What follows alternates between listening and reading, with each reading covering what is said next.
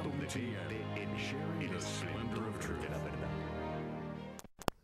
Jesus said, "You are the light of the world." And tonight, we'll find out how a group of Christians is using the TV of light to spread Christ's love to Christians and to all the people of the Middle East. So please stay with us.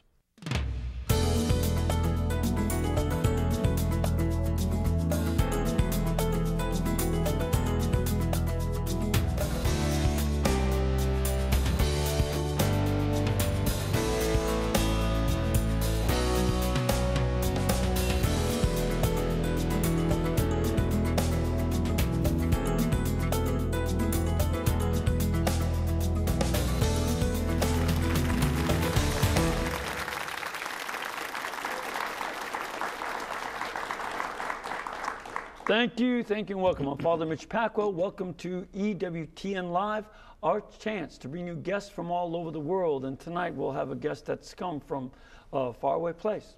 But before we get to him, I just want to mention something I talked a little bit about last night, namely the situation of Notre Dame University inviting President Obama and the conflict that is with some of our own Catholic values.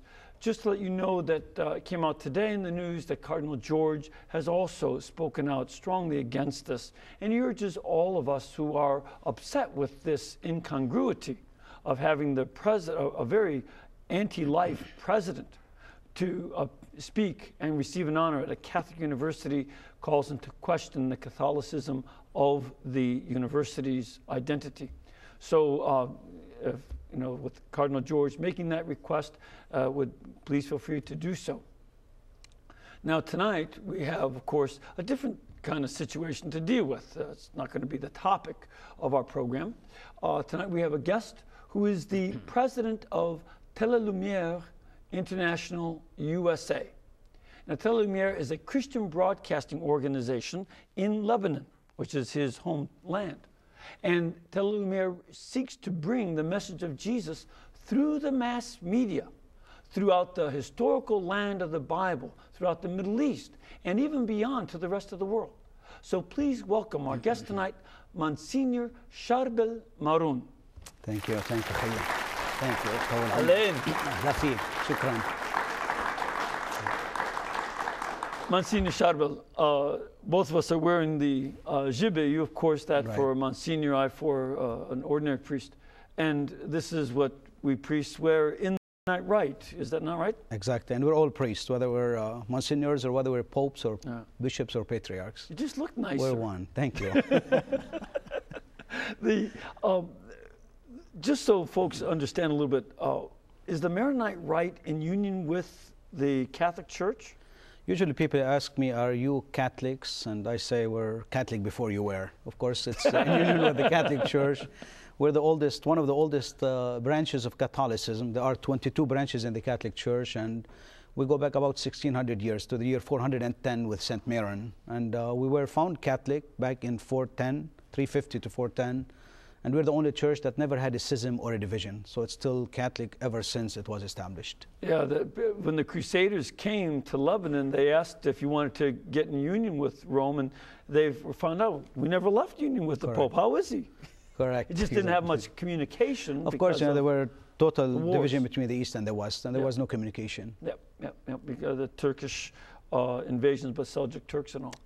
Exactly. So the Maronite rite is fully Catholic, and it's very common to have Maronite Christians in Lebanon, but elsewhere as well, in Syria and other places? Of course, they are all over the Middle East. We have them in Lebanon. We started in Syria, came to Lebanon in the 7th century, and then we are in the other parts of the Middle East and worldwide now. Actually, the sunset doesn't set on the Maronites wherever they are on the 5 continents. Yeah. So this is a very integral part of the Catholic Church and Catholic identity, but the default language in the Maronite rite is not Latin, is it? Nor no, Greek. It's not. Actually, it's our liturgical language is Aramaic. It's Syriac, a dialect of Aramaic, which is the very same language that Jesus spoke and his mother and his apostles. Right. As one Maronite said to me, the language of the liturgy is like living archaeology. Archaeologists go looking for stones, Right. but we have a living archaeology as we Exactly. celebrate the liturgy. And tomorrow morning, you're going to celebrate Corbono, the Mass, the Maronite Rite. Is that Correct. Tomorrow, 7 o'clock time here, Central Time, and it will be broadcasted worldwide, actually, Yes. on EWTN as well as on Tele-Lumiere and NourSat. So it will be good. it will be Great. fed both places. Excellent, excellent. Now, this Tele-Lumiere is also called NourSat. What do those words mean? The tele is television, and lumière is the light, French for light, and NourSat, which shows also NourSat as an Arabic term. Noor is light. Jesus is the Noor of the world, Noor al-Alam, and light, Sat is the satellite. So it is the satellites of light, NourSat, or Tele-Lumiere is television of light. Right. So how did this television network begin? Because it really does spread. I mean, people, a lot of our parishioners here and in your home, your present home of Minneapolis, and throughout the whole world, in Australia, everywhere, people watch Tele-Lumiere. How did it get started?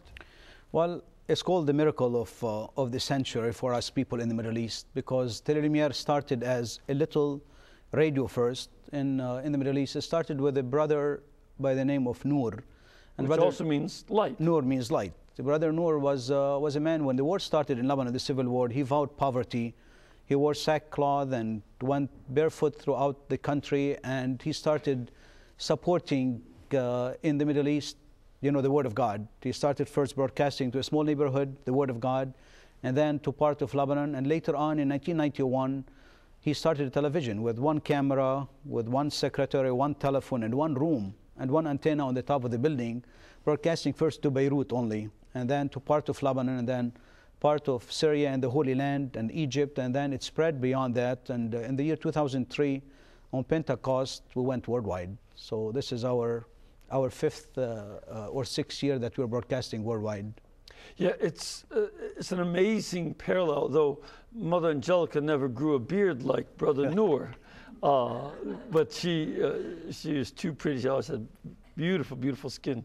But she also started off very small audience, but that was no phase. It was, let's do whatever we can. And Brother Noor is, you know, parallel to Mother Angelica here.